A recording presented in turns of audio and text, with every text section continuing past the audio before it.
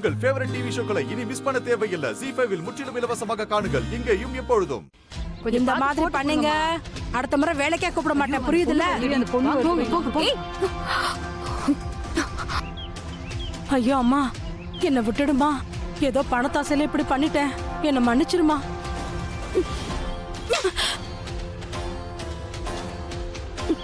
ஏய், கேவலம் பணத்துக்காக இப்படிதான் அடுத்தவங்க வாழ்க்கையில விளையாடுவியா?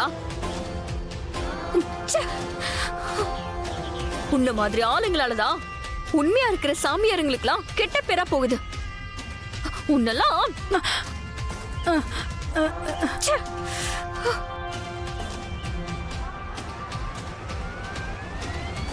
ஆமா, என் அம்மா இறந்ததுல இருந்து எனக்கு நடந்த எல்லாத்தையும் சரியா சொன்னியே, எப்படி? ஏய், யாரோ என்ன பத்தின விவரம் எல்லாத்தையுமே உன்கிட்ட சொல்லிதான் இப்படி சொல்லிருக்காங்க. அது யாருன்னு சொல்லு. அம்மா தயவு செஞ்சு அதை மட்டும் கேட்காதீங்கம்மா. நான் சொன்னதெல்லாம் பொய்தாம்மா, என்னை விட்டுடுங்கம்மா. நீ இப்படி கேட்டா சொல்ல மாட்ட. நான் போலீஸ்க்கு போன் பண்றேன், அவங்க வந்து கேட்டாதான் சரியா இருக்கும். ஐயா அம்மா, போலீஸ் கிட்ட மட்டும் போயிடாதீங்கம்மா, நான் சொல்லிடுறேம்மா. சொல்லு. பார், ஏதாவது பொய் சொல்லி தப்பிச்சிடலான்னு மட்டும் நினைக்காத.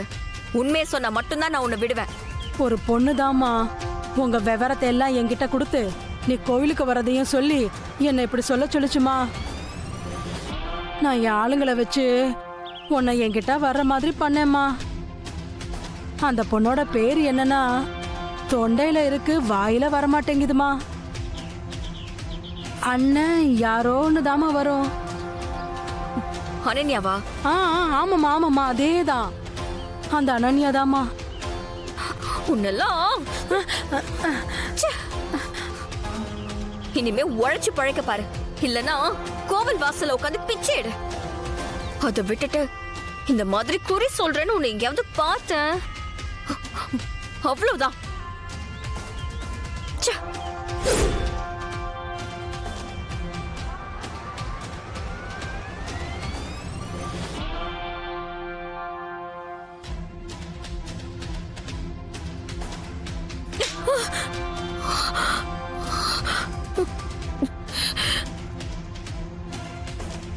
கவலைப்படாத, வீட்டுல யாரும் பார்க்கல, நானும் யார்கிட்டயும் சொல்ல மாட்டேன்.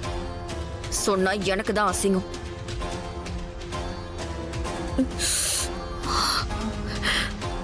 அச்சச்சோ, என்ன ஒரு அடிக்கே கண்ணும் இப்படி பழுத்துருச்சு, கால் வர நல்லா செவந்திருக்கு. வேணும்னா நான் இந்த மருந்து போட்டு விடவா?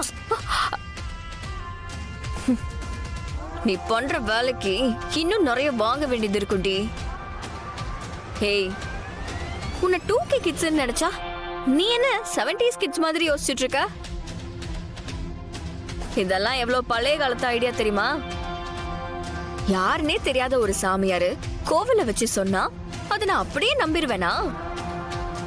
நீ என்ன அந்த அளவுக்கு சாதாரணமா நினைச்சிட்டல? நான் இங்க வருவேணும், விஸ்வாசரை மீட் பண்ணி கல்யாணம் பண்ணிக்க வேணும், நான் நினைச்சு கூட பார்த்ததில்ல. ஆனா இதெல்லாம் நடந்திருக்கு. ஏன்னா இதுதான் விதி. உனக்கு அதை ஏத்துக்க மனசு இல்லைனாலும் நடந்ததை மாத்துற சக்தி உனக்கு மட்டும் இல்ல, இங்க இருக்கிற யாருக்குமே கிடையாது. அதனால புரிஞ்சுக்கிட்டு உன் வாழ்க்கைய வாழ பாரு. நான் உன்னை இங்க தங்க வச்சது கூட அதை புரிய வச்சு திருத்தி அனுப்புறதுக்கு தான். ஆனா நீ சொல்லி கேக்குற ஜென்மம் இல்ல. ஏய் ஏய், வாய திறந்த அப்படியே பல்ல உடைச்சிருவேன். உன்னை சொல்லி குத்தம் இல்ல, உன் தாத்தா பாட்டின்னு எல்லாரும் கிரிமினலா தான் இருந்திருக்காங்க. அந்த புத்தி தான் உனக்கு அப்படியே வந்திருக்கு. அது ஒன்றும் பிரச்சனை இல்ல. இனிமே ஒவ்வொரு தடவையும் தப்பு பண்ணும்போது வெளு வெளுன்னு வெளுத்தா தானா திருந்திருவ.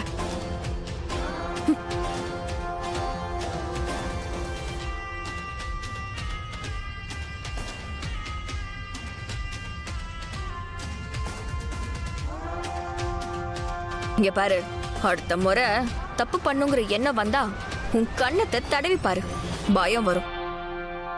நீயா திருந்திக்கிட்டனா நல்லது, இல்லனா நான் அடிச்சு திருத்துவேன்.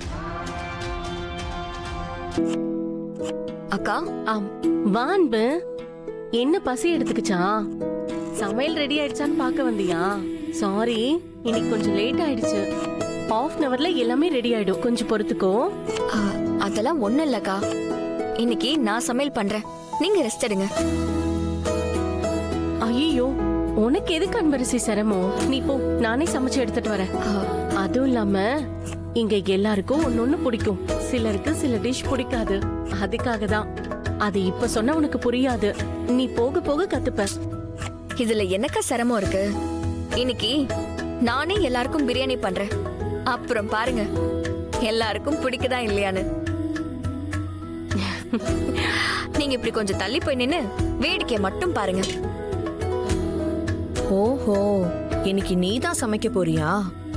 இருடி இரு, இன்னைக்கு நீ சமைக்கிறத சாப்பிட்டு எல்லாரும் உன்னை புகழ்வாங்கன்னு நினைச்சிட்டு இருக்கியா?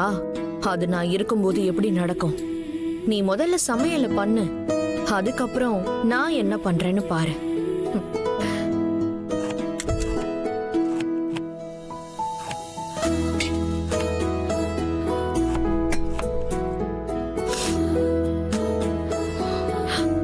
ஐயோ,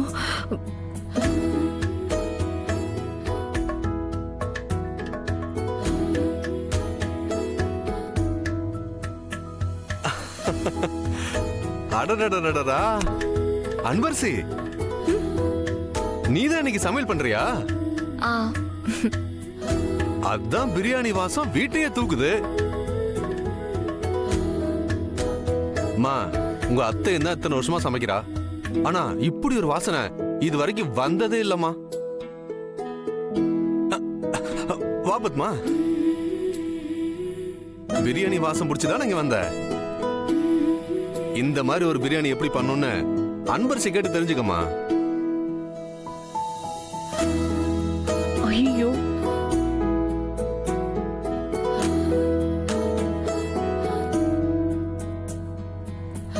மா, சீக்கிரம் ரெடி பண்ணுமா, வாசனையிலேயே வயிறு கபகபன்னு பசிக்க ஆரம்பிச்சிருச்சு.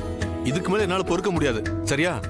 இதோ இன்னும் ஒரு 45 மினிட்ஸ்ல சாப்பாடு டேபிள்ல இருக்கும். ஆ, சரிம்மா, சீக்கிரம். ஆ, அக்கா, கர்ட் எங்க இருக்கு? அது ஃப்ரிட்ஜ்ல இருக்கு. ஆ,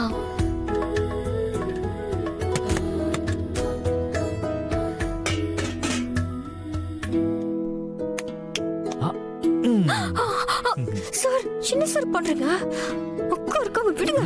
ஐயோ, அன்பரசி, நீதான் பிரியாணி செய்றியா? ம், அதான் வீட்ல வாசனை இப்படி இருக்குது. ம்.